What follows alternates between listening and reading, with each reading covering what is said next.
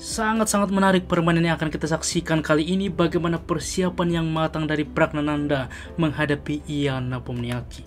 Langsung saja kita ke permainan teman-teman. Pada turnamen kandidat FIDE 2024, Pragnananda Putih memulangkan dengan pion ke-4 di balas E5, kuda F3, kuda F6. Ini merupakan permainan andalan dari Ian Nepomniachtchi Russian Game atau Petrov Defense. Kuda memukul pion sentral, D6, kuda kembali, lalu kuda juga memukul pion sentral. D4, classical attack. D5, lalu gajah ke D3, gajah ke D6, masing-masing pemain melakukan rokade sayap raja. Tentunya ini juga variasi ini sudah cukup sering. Pion ke C4 dimainkan menawarkan pion. Di sini juga C6, lalu kuda ke C3 menawarkan kuda. Kuda memukul kuda, pion menerima, lagi-lagi pion menerima pion, gajah menerima, dan gajah ke F5 saat ini. Berlanjut gajah ke G5 langsung juga mengancam menteri, tidak bisa ditutup karena pion ini sedang dipin. Maka menteri ke A5 mengancam pion, kuda ke H4 mengancam gajah, gajah juga ke E6. Di sini gajah memukul gajah, maka di sini tidak pion menerima gajah tetapi menteri memukul gajah, mengancam kuda. Waktu yang sama juga di sini pion masih mengancam gajah. Bagaimana menyelamatkan keduanya? Tentunya kuda ke F3, tempo mengancam menteri.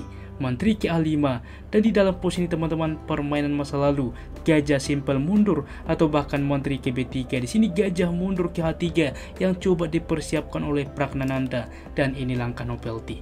Tetapi mungkin Anda bertanya, mengapa bang ada rekomendasi partai sebelumnya menteri ke B3? Memang ini terjadi teman-teman, terlihat mengorbankan sejatinya tidak, di mana menteri wajib mundur yang pernah dimainkan. Apabila diterima gajah ini, masalahnya menteri menerima skak, waktu yang sama mengancam gajah teman-teman.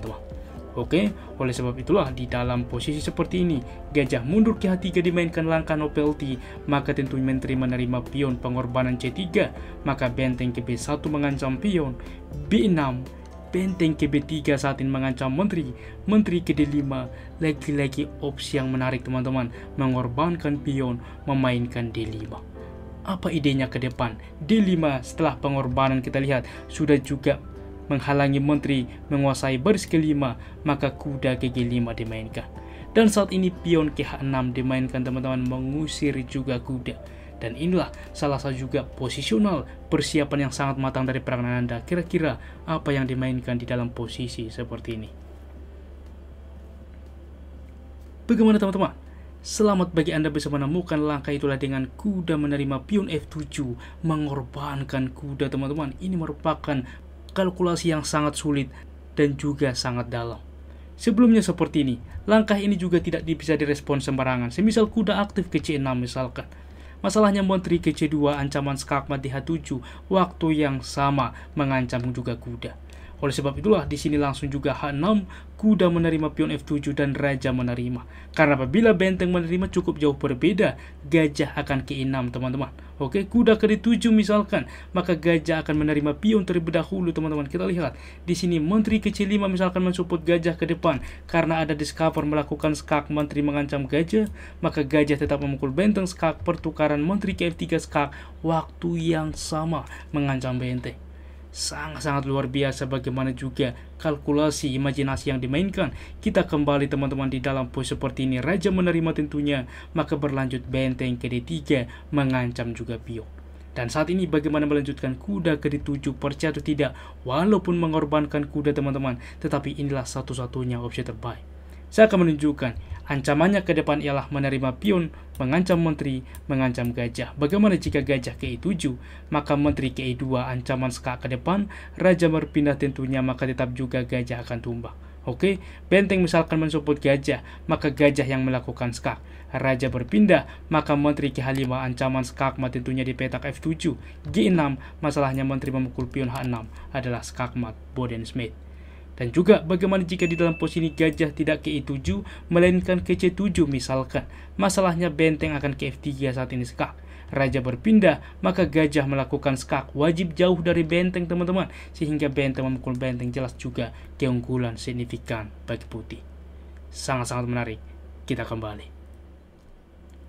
Sehingga di dalam pos ini dimainkan Ian Nepomniachtchi kuda ke D7, maka berlanjut benteng menerima pion, tidak gajah langsung memukul kuda tetapi menerima pion mengancam menteri, mengancam gajah, maka kuda ke C5 menutup teman-teman, sebuah langkah meragukan.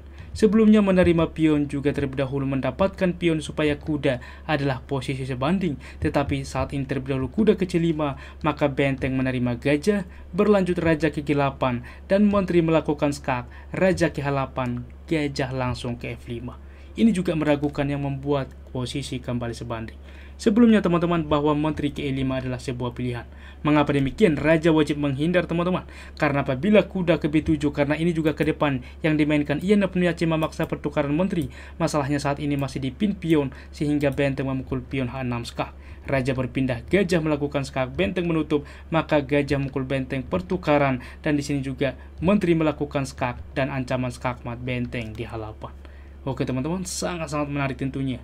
Kita kembali di dalam pos ini dimainkan tidak langsung menteri juga ke sentral tetapi gajah ke F5, maka tentu seperti sebelumnya yang saya katakan kuda ke B7 memaksa pertukaran sehingga menteri memukul menteri, pertukaran inisiatif G4 dimainkan.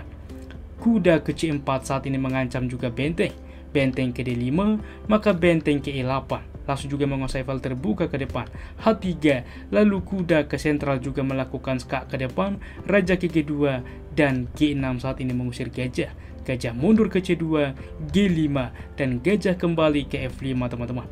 Benteng ke E7, maka benteng ke D6 mengancam pion, raja mendekat ke G7, dan benteng saat ini ke E1 mengancam kuda ke depan, maka berlanjut benteng ke F6 menawarkan, benteng ke D5 masih menolak, kuda ke G6 menawarkan juga benteng, dan saat ini disepakati oleh Pragnananda yaitu simplifikasi benteng memukul benteng skak, pertukaran kuda menerima tempo mengancam benteng, benteng ke D7 mengancam, raja ke F8 mensupport kuda, maka gajah ke 4 saat ini, dan A5 teman-teman.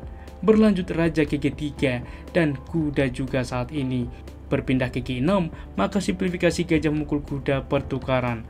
H4 berlanjut, maka benteng ke C6 pertukaran pion, di mana benteng ke B7 dan setelah pion ke A4, tentu ini juga komplit sebanding. Dua pion juga di sayap raja, dua pion juga di sayap menteri, masing-masing satu pion juga saat ini berseberangan teman-teman, satu juga benteng, dan ini pun komplit sebanding. Sangat-sangat luar biasa juga bagaimana persiapan yang ditunjukkan oleh Pragnananda, bagaimana ia memainkan langkah novelty, persiapan gajah ke H3 menghadapi juga pembukaan yang cukup menarik dan juga dikuasai betul oleh Ian Nepomniachtchi, cukup sering memainkan Battle of Defense ini teman-teman, dimana juga ia menemukan dengan kuda inisiatif pengorbanan pion sebelumnya menghalangi membawa kuda ke G5 sangat menarik, dengan H6 menemukan kombinasi yaitu pengorbanan kuda yang sangat menarik teman-teman. Sangat-sangat luar biasa bagaimana juga part yang terjadi. Berikut adalah tingkat akurasinya. Ulasan permainan dari komputer menunjukkan bahwa tingkat akurasi dari Grandmaster Pragnananda 94,4% dengan satu langkah brilian dan Ian Nepomniachtchi 94,5%. Demikianlah ulasan catur hari ini. Jika suka, please like, komen, dan juga subscribe yang membuat kami semakin bersemangat lagi di dalam mengupdate konten catur menarik lainnya. Apabila ada saran ke depannya juga request, jangan ragu tuliskan di kolom komentar dan kami berusaha membuat requestan dari Anda. Salam catur talk Indonesia, sampai jumpa di video berikutnya. Keep sharing and keep loving. Bye bye.